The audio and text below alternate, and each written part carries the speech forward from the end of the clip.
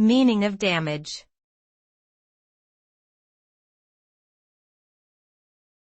Damage.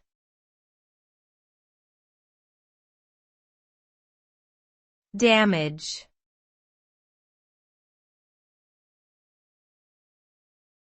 Damage.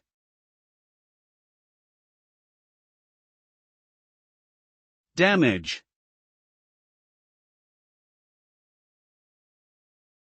The word damage refers to harm or injury caused by an event, action, or object.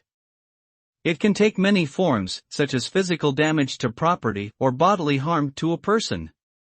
The result of damage can be devastating and long-lasting, depending on the severity of the incident. It can lead to financial loss, emotional distress, and physical pain. Damage can also impact the environment, causing pollution or destruction of natural resources. Overall, damage has serious consequences that can affect individuals, communities, and society as a whole.